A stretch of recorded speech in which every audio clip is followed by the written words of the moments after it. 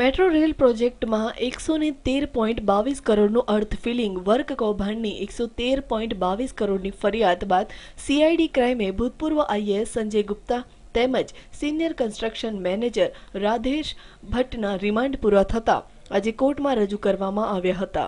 પોલીસે વધુ રિમાન્ડની માંગણી ન કરતા બંનેને જેલના હવાલે મોકલી આપવામાં આવ્યા છે. બીજી તરફ સંજય ગુપ્તાની નિશા ગ્રુપ કંપનીએ પણ છેતરપિંડી કરી હોવાની અરજી લઈ રોકાણકારોએ કોર્ટમાં આવી ગયા હતા.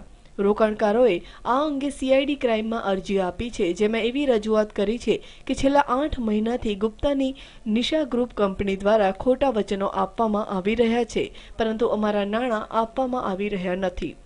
કંપનીએ 58 કરોડની છેતરપિંડી કરી છે.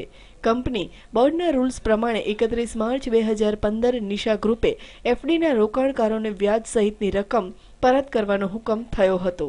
જો કે હજુ સુધી કંપનીએ તે વાતને નજરઅંદાજ કરી અને નાણાં ચૂકવ્યા નથી.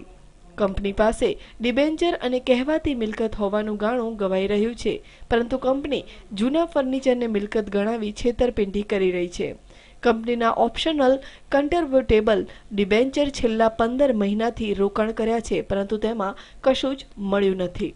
રોકાણકારોએ જણાવ્યું હતું કે સંજય ગુપ્તા સામે ચંદીગઢમાં પણ ગુનો નોંધાયો છે, જે અંગે અમે આરટીઆઈથી માહિતી મેળવી છે અને તેમાં સંજય ગુપ્તા સામે લુકઆઉટ નોટિસ પર જારી કરવામાં આવી છે, પરંતુ તેઓ તેમની ધરપકડ ટાળી રહ્યા છે.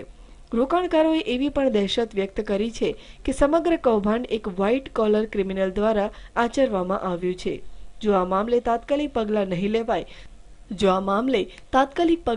લેવાય તો કંપની ફડચામાં લઈ જવાય અને પછી કોઈ પણ રોકાણકારોને કશું જ ન મળે તેવી શક્યતા છે.